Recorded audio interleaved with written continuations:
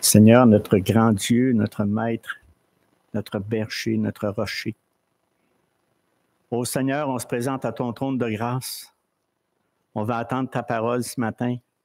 On va être édifié par ta parole. On va être encouragé par ta parole.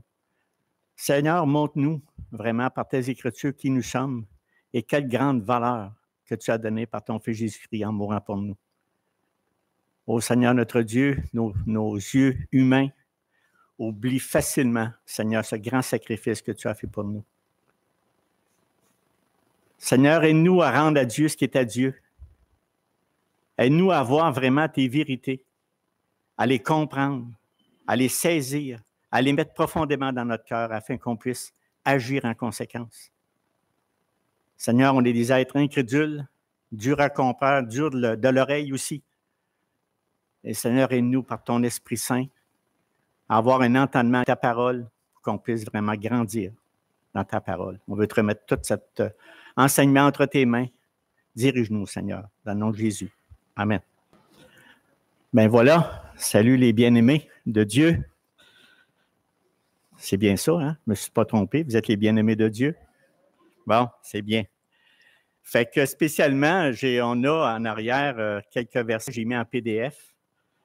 Une nouveauté là, suggérée. Puis je pense que des fois, c'est bien parce que là, je ne sais pas s'il est là. Mon cher petit-fils s'occupe de ça. Il y a des versets qui ne sont pas là, mais ceux que je pense qu'ils doivent être...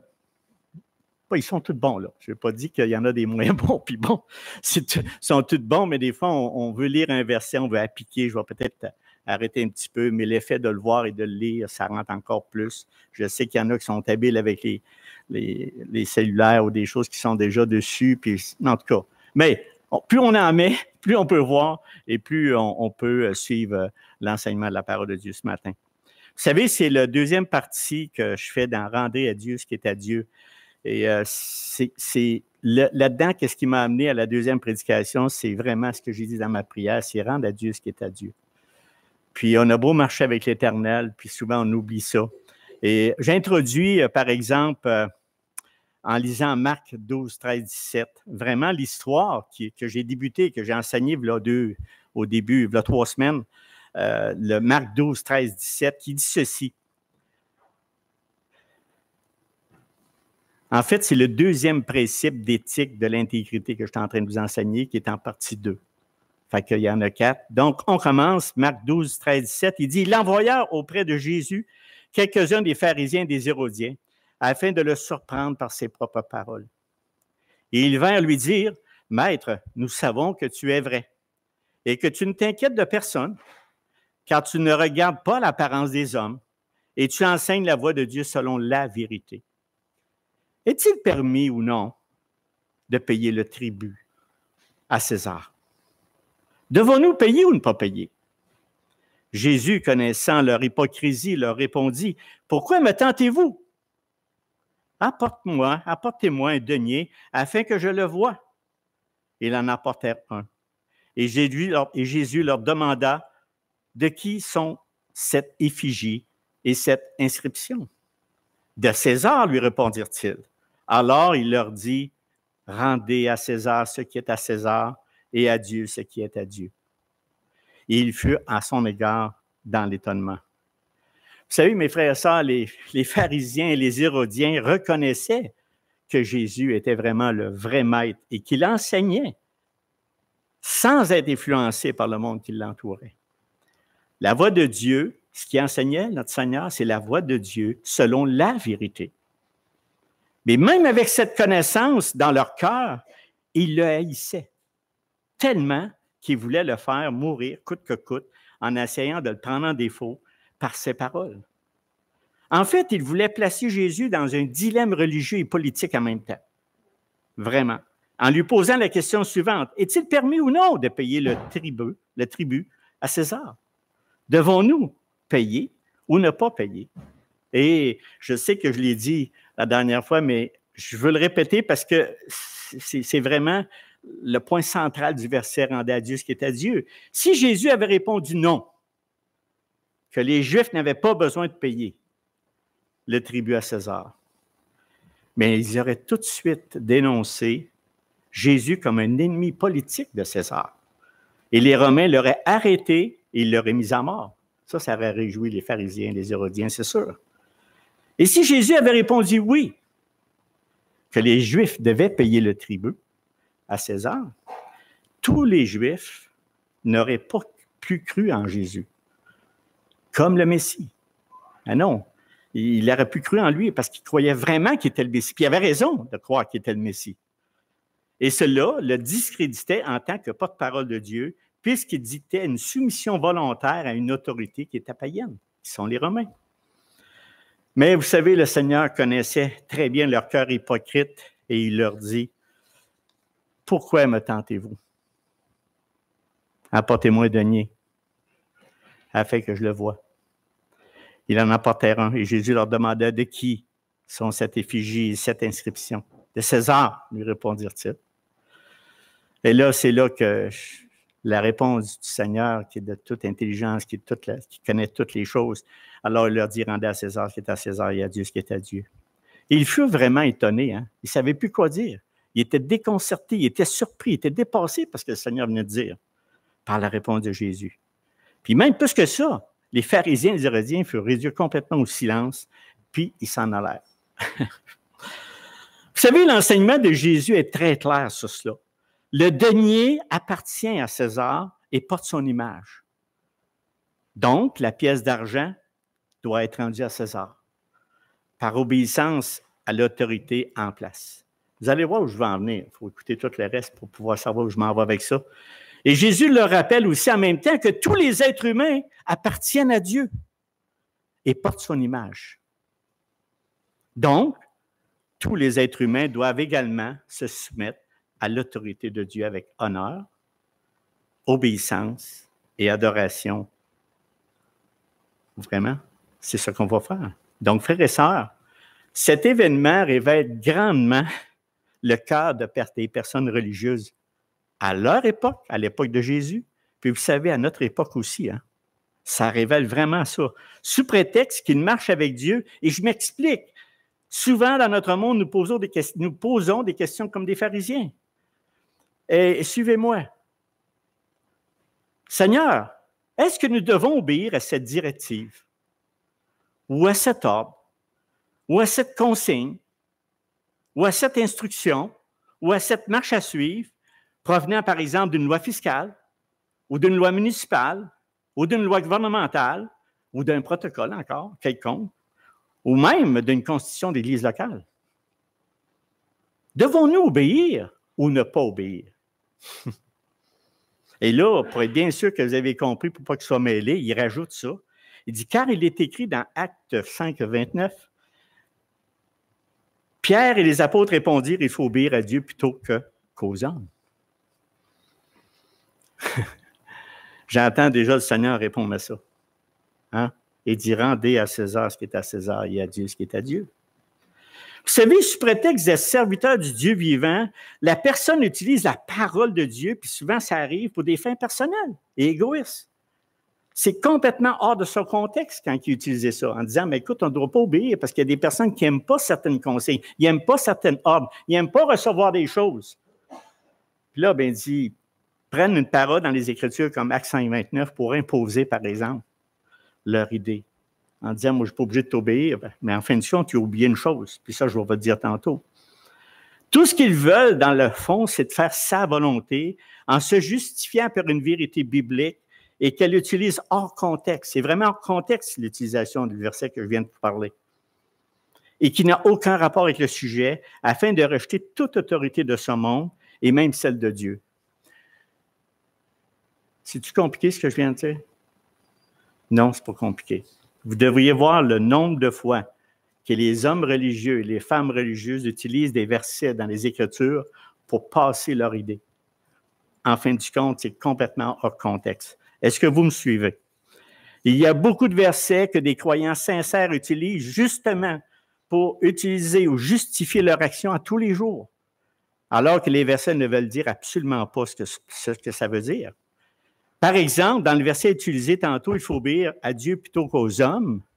C'est quand Pierre et les apôtres ont dit cela au souverain sacrificateur, c'est parce que le souverain sacrificateur leur défendait tout simplement d'enseigner le nom de Jésus dans Jérusalem.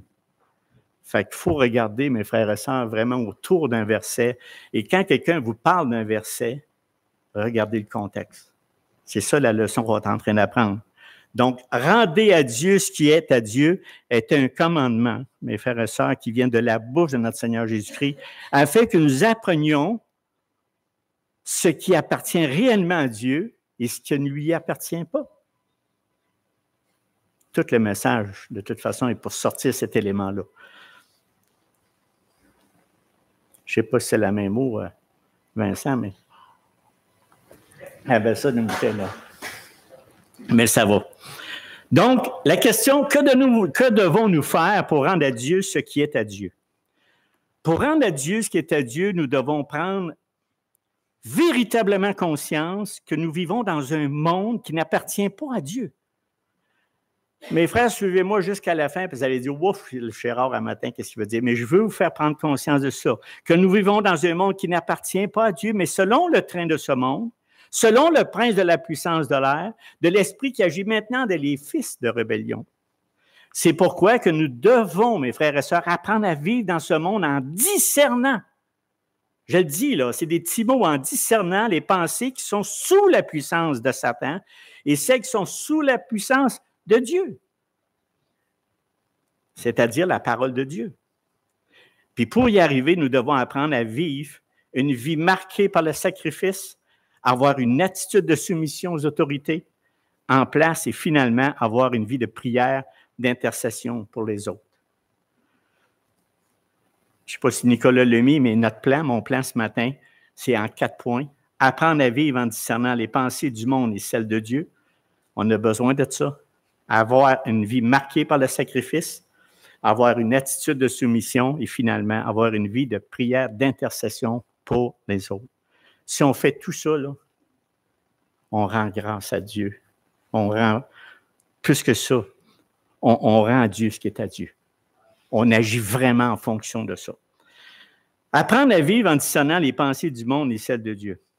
Vous savez, frères et sœurs, notre identité fondamentale en tant qu'enfant de Dieu, ou véritable chrétien né nouveau, ne nous met absolument pas à l'abri des attraits de ce monde. Là, je dis une vérité, là. On n'est pas dans les airs, on n'est pas dans le ciel, on est dans ce monde. Donc, la parole de Dieu est là pour nous rappeler constamment que nous sommes des pécheurs déchus. Vraiment, je peux en savoir plusieurs, mais c'est ça. Bien que sauvés par grâce, les vrais disciples de Christ sont encore tentés. On est encore tentés à cause de quoi? De leur chair d'imiter des comportements et des entreprises de ce monde. On est entouré de ça. On est vraiment entouré. Que nos tentations résultent de nos priorités, de nos plaisirs, de nos richesses ou de nos convoitises du monde, nous, les véritables croyants, on désire du plus profond de notre cœur résister aux efforts que fait le monde pour nous séduire. Vrai? Une chance qu'on a des Écritures, une chance qu'on vient à l'Assemblée de Dieu pour écouter la parole de Dieu, une chance qu'on prend le temps de lire la parole, une chance qu'on prie ensemble pour que Dieu nous protège du malin. Vraiment. Et Jésus ne nous a rien caché. A d'ailleurs mis en garde ceux qui veulent le suivre comme suit, dans Luc 16, 13. Nul serviteur ne peut servir 2 maîtres, car où il haïra l'un et aimera l'autre, et où il s'attachera à l'un, il méprisera l'autre. Vous ne pouvez servir Dieu et Mammon. Donc, on ne peut pas être pleinement dans le monde et vivre pleinement pour Dieu.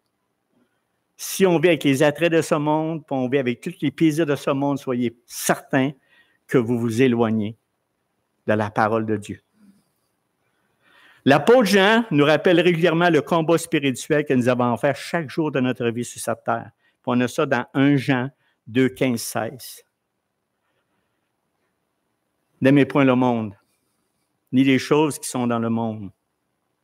Si quelqu'un aime le monde, l'amour du Père n'est point en lui. Quelle vérité! Car tout ce qui est dans le monde, et ces 3 points qu'on mentionne, que Jean mentionne, la convoitise de la chair, la convoitise des yeux et l'orgueil de la vie ne vient point du Père, mais vient du monde. Vraiment. Quand on médite sur ces versets, puis on va le faire aussi en continuant pendant 10 ou 15 minutes là-dessus, c'est vraiment les 3 points qui nous amènent à nous éloigner de Jésus-Christ. Tout comme notre pasteur Vincent Lemieux nous a enseigné durant 2 prédications les 8 techniques du diable contre la foi du croyant, un enseignement très à propos pour mieux équiper à combattre l'ennemi. Mais là, on parle vraiment encore de d'autres choses qu'on doit mettre en ce qui concerne Jean, quand il nous dit dans 1 Jean 2, 15, 16, qu'il expose et il donne un aperçu du fondement de la pensée qui est dans le monde. Faut vraiment, ça là, ce que Jean dit là-dedans, c'est vraiment la pensée qui est dans le monde et qui vient du monde. Très important, mes frères et sœurs, à saisir, de saisir et comprendre pleinement ces 2 versets. Car il expose fondamentalement 3 catégories de péchés. Convoitise de la chair, convoitise des yeux et l'orgueil de la vie, qui ne vient pas du Père, mais qui ne vient point du Père. Donc, le péché est la réalité dominante dans le monde. Et à ce moment-ci, je crois qu'il est vraiment utile que nous examinions plus en profondeur la question du péché. Je suis certain là-dedans, il dit, ben là, qu'est-ce que tu as à faire à nous parler du péché? On aurait aimé ça, et peut-être vraiment que tu nous exhortes dans d'autres choses. Mes frères et sœurs, si on ne prend pas conscience qu'on vit dans un monde où le péché prime, ben je ne sais pas ce qu'on fait ici. Je ne sais pas ce qu'on fait ici. C'est vraiment le péché, c'est la transgression de la loi, à savoir toute violation de la loi parfaite et sainte de Dieu. Beaucoup de croyants sincères, puis ça, c'est un point important que je veux soulever, sincères et honnêtes, qui utilisent 2 versets suivants pour dire qu'ils ne pêchent plus et qu'ils sont sans péché. C'est Romains 8, 1, 2. J'ai déjà prêché là-dessus. Il n'y a donc maintenant aucune condamnation pour ceux qui sont en Jésus-Christ. En effet, la loi de l'esprit de vie en Jésus-Christ m'a affranchi de la loi du péché et de la mort. Vous savez, les personnes croyantes, je ne parle pas de ceux qui sont non régénérés, c'est des personnes croyantes que je parle, qui pensent comme cela, ne tiennent pas du tout compte de ce que Paul écrit juste avant ces versets-là, dans Romains 7, 25, qui est juste avant Romains 8, 1, 2, qui dit ceci. Grâce soit rendue à Dieu par Jésus-Christ notre Seigneur. Ainsi donc, moi-même, je suis par l'entendement esclave de la loi de Dieu et je suis par la chair esclave de la loi du péché. C'est qui parle? C'est vraiment Paul. Paul vient de dire une vérité extraordinaire. C'est pour ça qu'il dit, mais il n'y a quand même aucune condamnation pour ceux qui sont en Christ, parce que Christ est mort pour nos péchés. Mais malheureusement, nous autres, on est encore attachés au péché. On est encore enveloppés du péché. Écoutez bien ceci. Si nous prenons cette attitude et que nous l'adoptons dans nos vies de tous les jours, tout en disant que nous marchons avec Christ, je vous le dis, moi je vous parle de ça parce qu'il y en a qui le pensent. Nous nous séduisons nous-mêmes et nous nous mentons à nous-mêmes, car nous ne pouvons pas vivre dans ce monde sans que nous péchions. C'est faux, mes frères et sœurs. Je suis le premier. Je suis moi-même, je dois combattre le péché avec la grâce de Dieu, avec la parole de Dieu, pour ne pas laisser ma chair prendre le dessus. Habituellement, les personnes croyantes qui agissent comme cela, elles sont aveugles de leur péché. Ils ne voient pas leur orgueil, ils ne voient pas leur médisance, ils ne voient pas le mal qu'ils font. Non, ils disent, moi, je suis avec Christ, moi, je suis sans péché. C'est faux. Il y a des églises qui ne sont même pas capables d'entendre le mot péché. Il y a des assemblées qui disent, hey, tu ne peux pas nous parler du péché. Oui, mais Christ est mort pour qui? Il est mort parce qu'on était des pécheurs qui ne pouvaient pas être sauvés autrement. Ils ne veulent pas non plus se repentir car ils croient fermement qu'elles sont sans péché. C'est une grande séduction, mes frères et sœurs. C'est une grande séduction. Moi, le verset que j'ai lu, Romains 8, 1, 2, c'est ça la plus grande révélation. Quelle belle nouvelle, Seigneur! Il n'y a pas de condamnation pour ceux qui marchent avec Jésus-Christ, pour ceux qui se sont donnés à Christ, pour celui qui appartient à Jésus-Christ, pour celui qui s'est repenti de ses péchés, pour celui qui croit vraiment que le Seigneur a tout fait pour lui. En fait, ils agissent exactement, cette personne qui agit comme ça, même si elle se dit chrétien, elle agisse exactement comme le monde qui agit et qui croit qu'il est sans péché. Pourquoi qu'on a de la misère la difficulté à parler de Christ qui est mort pour tes péchés. Il va dire, moi, je ne suis pas pécheur. De quoi tu parles? Mais vous savez, le péché existe vraiment. Et si nous ne croyons pas au péché, alors nous n'avons pas besoin de la grâce de Dieu. C'est clair. Non? On n'a pas besoin de la grâce de Dieu. Pourquoi Christ est mort pour nous? Christ, le Fils de Dieu, est venu mourir sur la croix pour nous sauver. Il est le seul et unique être humain qui a vécu sur cette terre et qui n'a jamais péché. Lui, c'est vrai qu'il n'a jamais péché. Ainsi donc, tous les êtres humains, sans exception, lorsqu'ils sont laissés à eux-mêmes, choisissent de pécher. Ce n'est pas des farces, là. C'est vraiment de même qu'on est fait. On a besoin de Jésus-Christ. Romains 3, 10, 14 et verset 18. Selon qu'il est écrit, il n'y a point de juste, pas même un seul. Nul n'est intelligent, nul ne cherche Dieu. Tous sont égarés, tous sont pervertis. Il n'y en a aucun qui fasse le bien, pas même un seul. Leur gosier est un sépulcre ouvert. Ils se servent de leur langue pour tromper. Ils ont sur leurs lèvres un venin d'aspic. Leur bouche est pleine de malédiction et d'amertume. J'ai mis 3 petits points parce qu'il y a des versets entre le 14 et 18, mais je voulais soulever le dernier. La crainte de Dieu n'est pas devant leurs yeux. Gloire à Dieu qu'on ait cette crainte de l'Éternel, la sainte crainte de l'Éternel. Vous savez, la loi de Dieu englobe tout ce qui est juste. Le péché, lui, englobe tout ce qui est injuste. Bien qu'elle se manifeste par des actions extérieures, les racines du péché vont beaucoup plus profondément dans le tissu même du cœur humain dépravé. Le péché pénètre l'esprit déchu, souillant intérieurement le pécheur dans chaque dimension de son être. Ainsi donc, l'Ancien Testament compare le péché à une maladie mortelle ou des vêtements sales. Le péché est si dégoûtant que Dieu le hait. Et les pécheurs se haïssent à cause de leur impiété naturelle, comme nous avons vu tantôt dans le dernier verset. Le péché est de nature rebelle et ingrate. Je suis en train de vous exprimer de quelle étoffe qu'on est avant d'être sauvé, avant d'être racheté par Jésus-Christ. C'est pour ça qu'on dit, que Christ a dit, rendez à Dieu ce qui est à Dieu. Parce que les autres, les pharisiens qui parlaient, disaient qu'ils faisaient une religion. Et ils disaient, puis ils voulaient tromper le Seigneur. Mais lui, il dit, rendez à Dieu ce qui est à Dieu, puis à César ce qui est à César. Donc, le péché, à tel point que si la chose était possible, le péché est tellement de nature rebelle, il détrônerait Dieu au profit des pécheurs.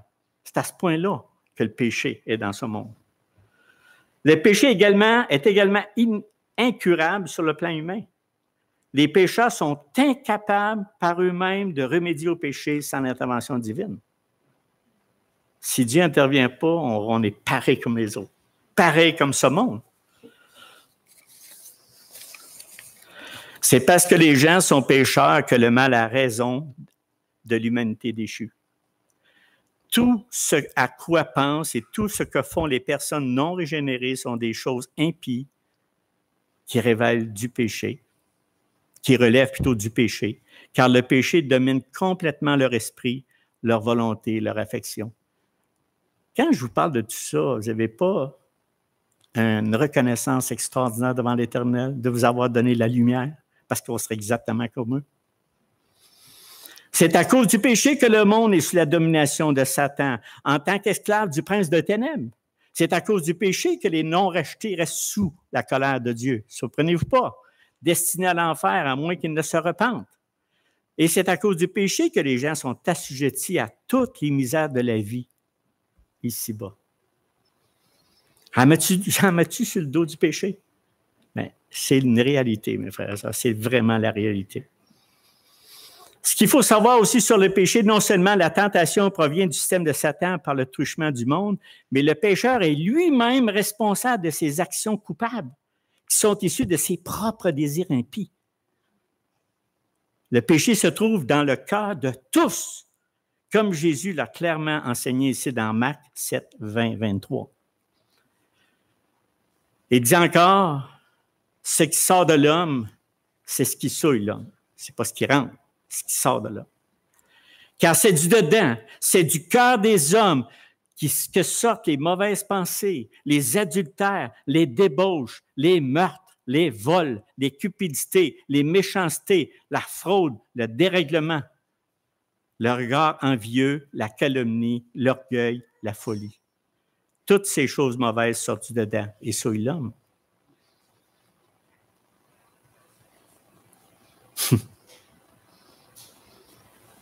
Quand on comprend le grave danger que le péché pose, l'apôtre Jean résume le moyen auquel le monde a recours pour inciter les gens à pécher. La convoitise de la chair, la convoitise des yeux et l'orgueil de la vie. J'aimerais quand même, dans ces 3 points-là, en dire quelque chose d'autre de plus. L'expression convoitise de la chair évoque en premier lieu les péchés sexuels, bien sûr, mais bien que ces péchés en fassent partie, la signification de cette expression est loin de se limiter seulement à cela. Ces convoitises englobent tous les excès immoraux au sujet desquels Paul a adressé la mise en garde aux Galatiens. Puis on voit ça dans Galates 5, 19, 21. Ce que je suis en train de faire, mes frères et sœurs, c'est, vous allez voir à la fin, mais je voulais vraiment tabler qu'est-ce qui véhicule l'esprit de ce monde. Comment on peut discerner? Comment est-ce qu'on a besoin de la grâce de Dieu pour pouvoir chercher les pensées de Dieu et voir les pensées des hommes, de ce monde, je veux dire. Or, ici, il dit ceci, « Or, les œuvres de la chair sont évidentes, ce sont la débauche, l'impureté, le dérèglement, l'idolâtrie, la magie, les rivalités, les querelles, les jalousies, les animosités, les disputes, les divisions, les sectes, l'envie, l'ivrognerie, les excès de table et les choses semblables. Je vous dis d'avance, comme j'ai déjà dit, que ceux qui commettent de telles choses n'hériteront point le royaume de Dieu. » Et quand je vous dis ça, mes frères et sœurs, c'est que comment on peut dire, nous qui sommes croyants, que nous sommes sans péché? Moi, quand je lis tous ces versets-là, je tombe dans la reconnaissance totale d'un Dieu tout-puissant qui m'a ouvert les yeux. Puis celui qui dit, voyons, mais tu exagères. Non, je n'exagère pas. Parce que si on n'en prend pas conscience, on ne voit pas la vie qu'on mène. On ne voit pas. On est facilement, le monde qui est autour de nous amène facilement à pécher. Je suis le premier, là. Pensez pas que je suis à l'écart de ça. Pas pantoute. Ce que je veux soulever avec une importance totale, de rendre à Dieu ce qui est à Dieu, bien, il faut commencer que je prenne conscience dans quel monde je vis. Puis comment le monde peut m'influencer au mal. Avec tout ce que je vous dis, ah non, mais là, moi, j'ai jamais de querelle, j'ai pas jamais de jalousie, je convoite jamais personne, j'ai pas d'animosité, j'ai pas d'amertume. Non, c'est faux. C'est faux. Complètement faux. Et là, qu'est-ce que ça fait? C'est que la personne dit, « Oh Seigneur, Seigneur! » « Ah Seigneur, que tu es bon! » Oui, mais regarde ton cœur.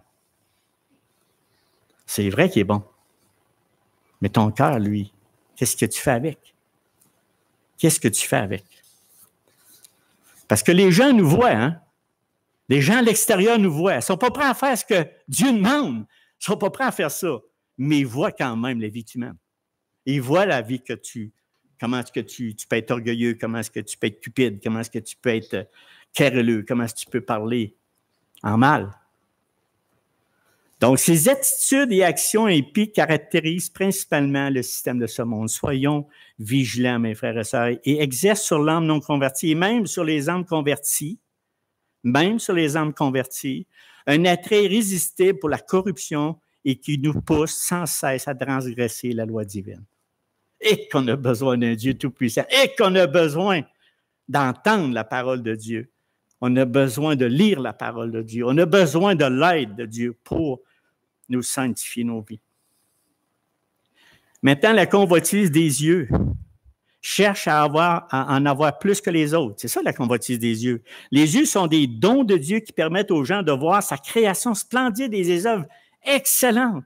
Ça me permet de voir la beauté de Dieu, comment est-ce que tout est parfait.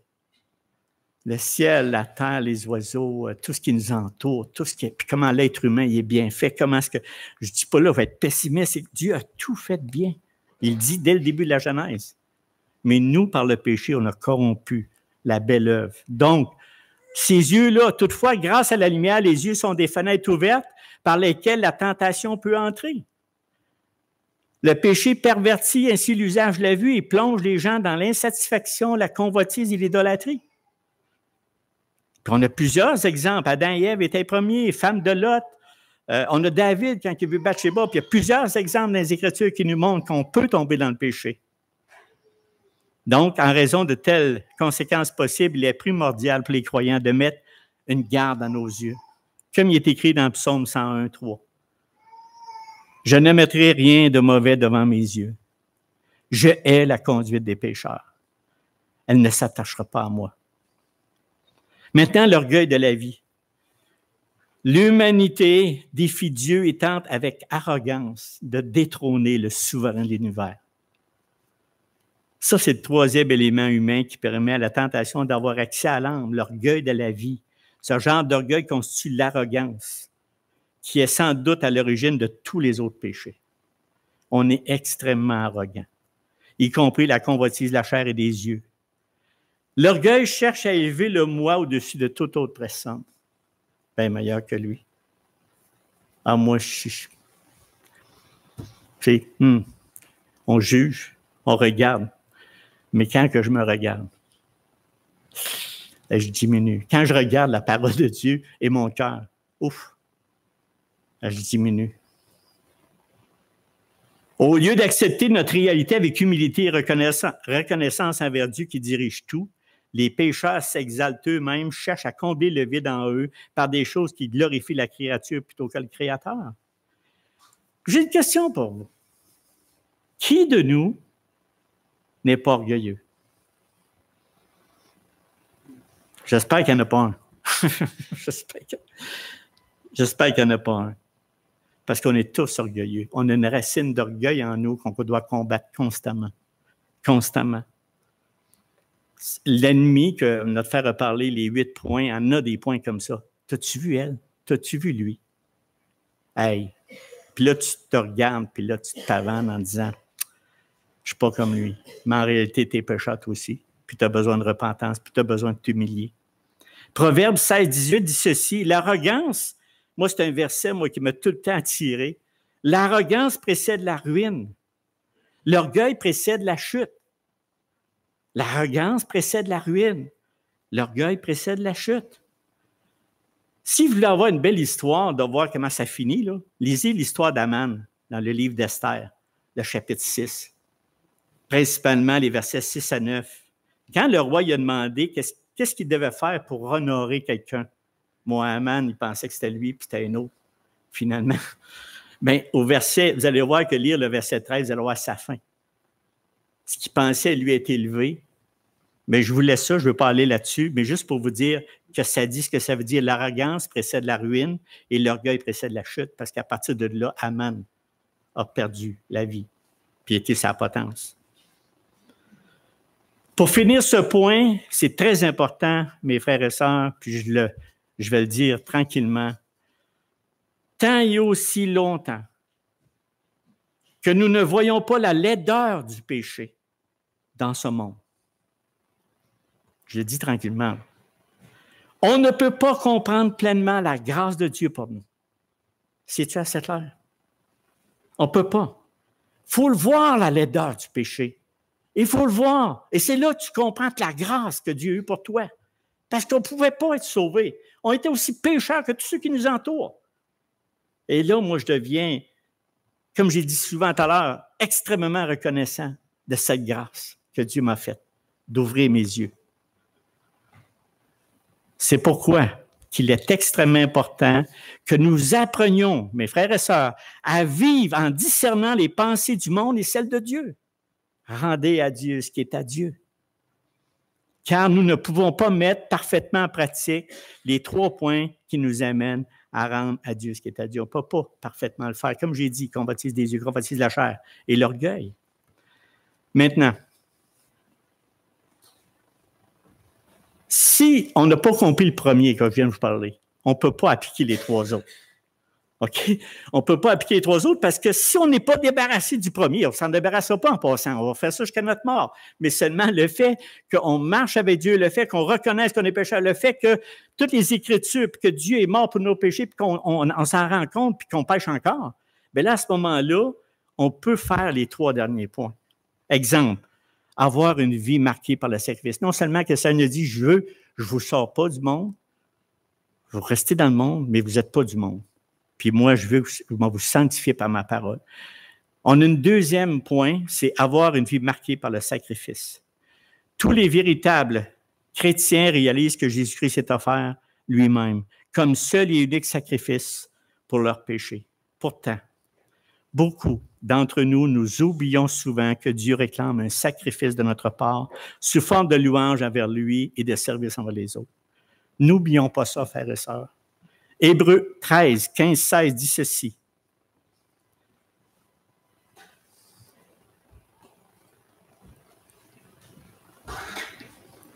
Par lui, offrons sans cesse à Dieu un sacrifice de louange, c'est-à-dire le fruit de lèvres qui confesse son nom, et n'oubliez pas la bienfaisance et la libéralité, car c'est de tels sacrifices que Dieu prend plaisir.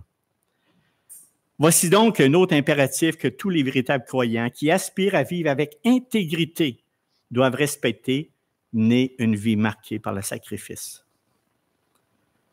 Nous ne devons pas offrir des sacrifices de louange simplement lorsqu'on reçoit une bénédiction de la part. Des fois, on n'a pas toujours des bénédictions, mais il peut nous arriver des choses qui ne nous font pas plaisir. Puis il faut faire comme David fait souvent dans les psaumes, Seigneur, ou même Job, quand il y a eu toute cette périple qui est arrivée, il a fait tout enlever ce qu'il y avait. Puis sa femme m'a dit, maudit Dieu et meurt. C'est pas ça qu'il faut faire. Seigneur, ô Dieu Tout-Puissant, tu m'as tout donné, tu m'as tout enlevé. Je ne salirai pas ton nom. Tu es le Dieu vivant. Tu es le Dieu qui peut tout donner. Tu peux tout ôter. Puis on doit rendre grâce. Quand on parle dans 1 Thessaloniciens 5,18, il dit on doit rendre grâce en toutes choses. Et car c'est à votre égard la volonté de Dieu en Jésus-Christ. Des fois, on a dit ouais, mais pas celle-là, on ne peut pas. Oui, mais il dit rendez grâce en toutes choses. Ce verset-là est un peu difficile à comprendre, mais tout concourt au bien de celui qui aime Dieu. L'apôtre Jean nous avertit que de telles paroles doivent être accompagnées du second aspect d'une vie sacrificielle, c'est-à-dire le service pratique et de bonnes œuvres envers les autres. Petits enfants, n'aimons pas en parole et avec la langue, mais en action et avec vérité. Donc, une personne qui prononce des paroles sans les faire, suivre d'actes, n'est pas intègre. Donc, il faut s'assurer, mes frères et sœurs, de faire ce qu'on dit, de ce qu'on a dit quand on suit la parole de Dieu. Dans 1 Jean 4,20, il dit, si quelqu'un dit « j'aime Dieu » et qu'il haïsse son frère, par exemple, c'est un menteur. Car celui qui n'aime pas son frère, qu'il voit, comment peut-il aimer Dieu qu'il ne voit pas? Donc, si nos actions ne correspondent pas à notre profession d'amour et notre louange à Dieu, nous n'avons aucune raison de prétendre de faire partie de la famille de Dieu. Si on fait partie de la famille de Dieu, on va avoir cette expression, on va vraiment avoir ce que je viens de vous dire, cette attitude vraiment d'avoir une vie marquée par le sacrifice pour ton frère et ta sœur. Troisième point, avoir une attitude de soumission. Et ça, mes frères et sœurs, c'est que l'attitude de soumission, ça prouve vraiment la véracité de l'intégrité du croyant devant le Seigneur, vraiment. On n'est pas des êtres qui se soumettent facilement sur bien des choses. Vraiment. Et en complément de l'œuvre de son esprit, Dieu règne par le biais d'hommes commandés, par exemple, les dirigeants spirituels. Souvent, des fois, vous allez dire, oui, mais là, ils cherchent à plan. Non, non, c'est marqué d'Hébreux 13, 17, quelque chose qui... Dieu a mis des personnes pour diriger son Église, pas parce qu'on veut se donner de la valeur. Mais comment d'Églises, comment d'assemblées se sont détruites à cause de tout ce que j'ai parlé du péché qui rentre dans l'Église, puis que là, à un moment donné, on se haït les uns les autres, puis on va avoir la place des autres, puis on va être au-dessus des autres. Mes frères et sœurs, Hébreux 13, 17, il dit ceci, il dit « Obéissez à vos conducteurs ayant pour eux de la déférence, car ils veillent sur vos âmes, dont ils devront rendre compte. » Moi, ça me fait peur. « Dont ils devront rendre compte. » Je sais, le Seigneur est là. Qu'il en soit ainsi afin qu'il le fasse avec joie et non en gémissant, ce qui ne vous serait d'aucun avantage. Donc, Dieu a conçu son Église de telle sorte que des hommes qualifiés et nommés par Dieu, puis moi, c'est ma prière constante, que toute assemblée qui parle du nom de Dieu soit vraiment touchée par la grâce de Dieu, qui soit touchée, qui reconnaissent leur rôle important, c'est-à-dire quand je dis important, pas pour nous donner de l'importance, mais le rôle que Dieu veut vraiment qu'on fasse. Par exemple, ce qui me fait penser à ça, c'est 1 Pierre 5, 2, 3 qui dit ceci. Ça, c'est un ordre pour celui qui paie le troupeau. Il dit, paisez le troupeau de Dieu qui est sous votre garde, non par contrainte, mais volontairement, selon Dieu, non par un gain sordide, mais avec dévouement, non comme dominant sur eux, qui vous sont échus en partage, mais en étant les modèles du troupeau. Les dirigeants sont exhortés à diriger avec amour et humilité. Vous savez, l'attitude de soumission pour les enfants de Dieu, c'est important. C'est pour ça que j'en parle. Comment on peut rendre à Dieu ce qui est à Dieu si déjà en partant, moi, je comprends qu'il y a le péché, moi, je comprends qu'il n'y a aucun problème par rapport à une vie marquée de sacrifice. Mais moi, là, les histoires des personnes qui dirigent l'Église, qu'est-ce que je fais avec ça? J'en ai rien à foutre. Mais là, on ne rend pas à Dieu ce qui est à Dieu. Je vous le dis tout de suite. Au contraire, tous ensemble, mes frères et sœurs, on avance. Tous ensemble, on grandit dans la parole de Dieu. Mon plus grand fardeau, mes frères et sœurs, pensez pas qu'il n'y a pas de combat pour celui qui prêche. Pensez pas ça. Si vous pensez qu'il n'y a pas de combat, vous êtes séduits, ça ne marche pas. On a vraiment un combat. On a besoin de vos prières. On a besoin que vous priez constamment pour nous afin que cette saine doctrine-là soit enseignée. Pas vous donner ce que vous voulez entendre, mais donner ce que la parole de Dieu dit. Donner ce que Dieu dit.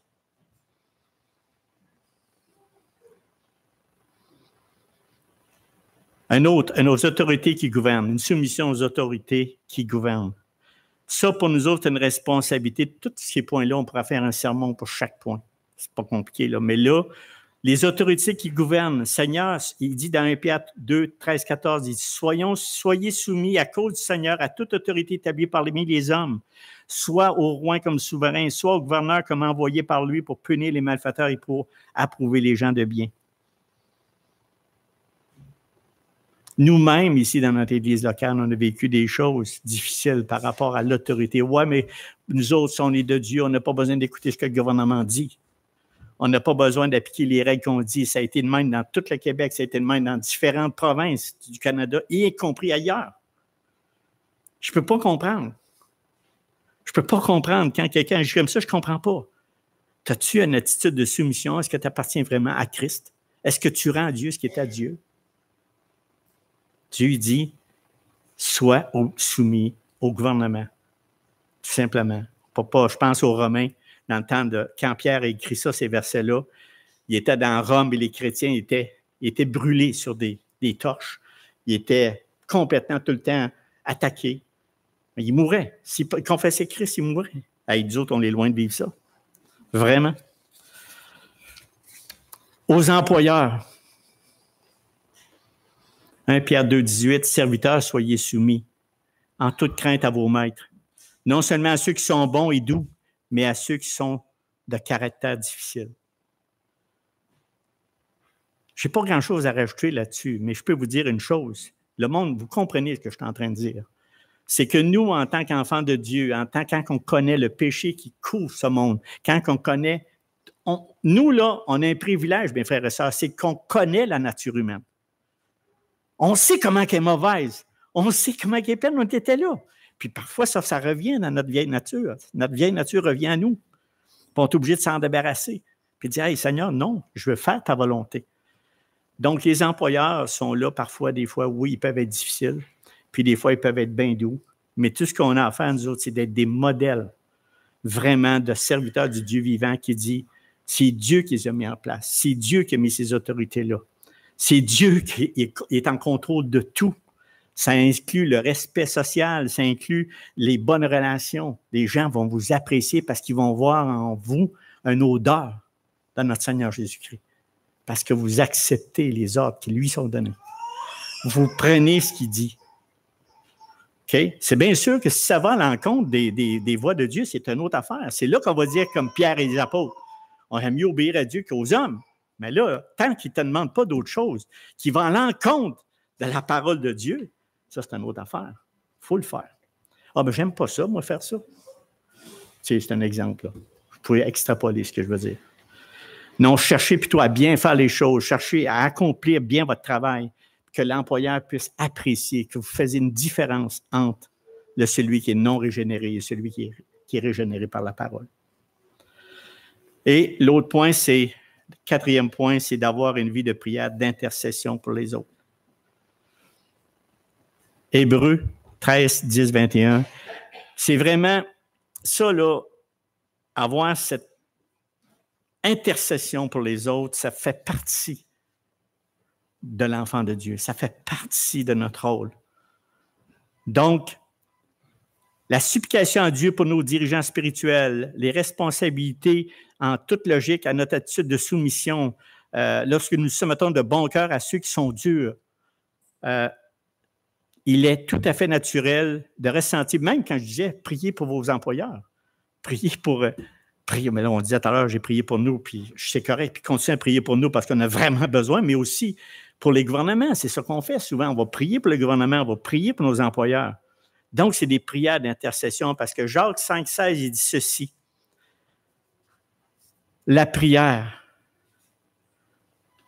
ou supplication, qu'on peut dire prière, supplication agissante du juste a une grande efficacité.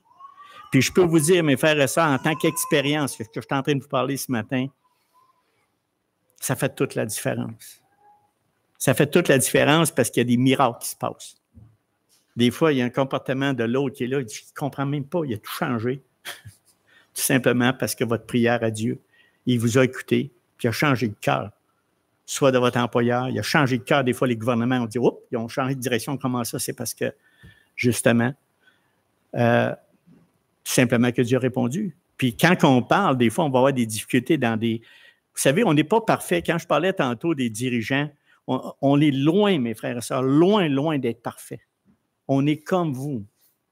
On est accroché, on vient au péché, des tentations. On doit, comme vous, travailler fort énormément pour nous garder dans la saine doctrine, pour nous garder loin du péché. C'est un combat. C'est pas vrai, cela, de dire qu'on n'a plus de combat, puis que là, oh, alléluia, merci Seigneur. Non, non, c'est pas vrai, ça. Ça, c'est un mensonge.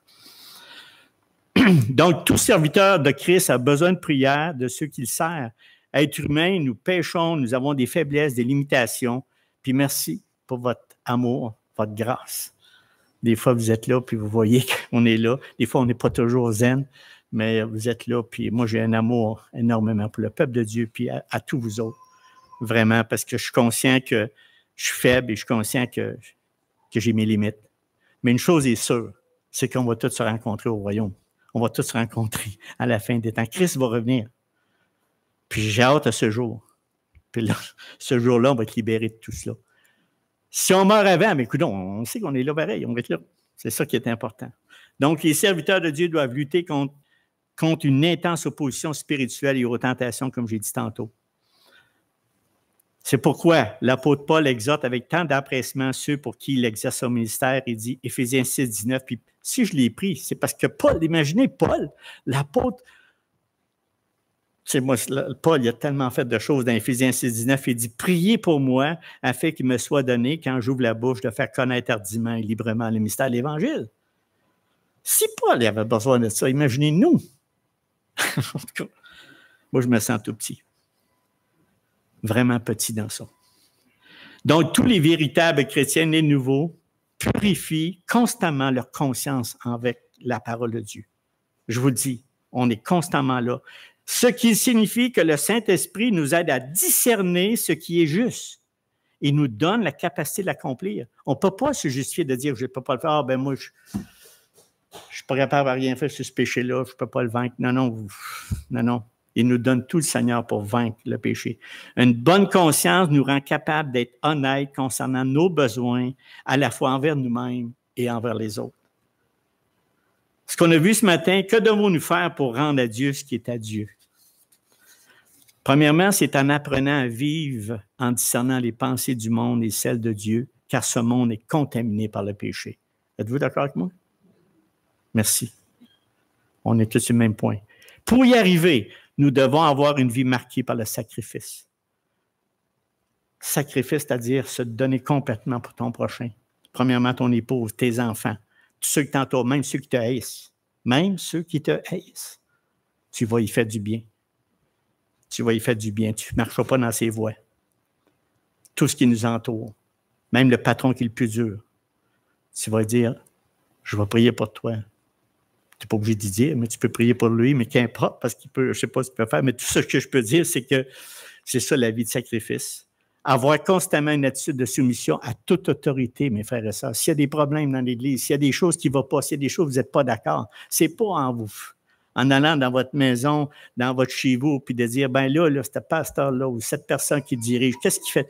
On est les oreilles ouvertes, on est prêt à se repentir, mes frères et sœurs, pour les erreurs qu'on fait. Je vous le dis. On aime ça savoir nos fautes. On aime ça savoir nos choses qu'on ne fait pas correctes. Par contre, on est là pour défendre la vérité.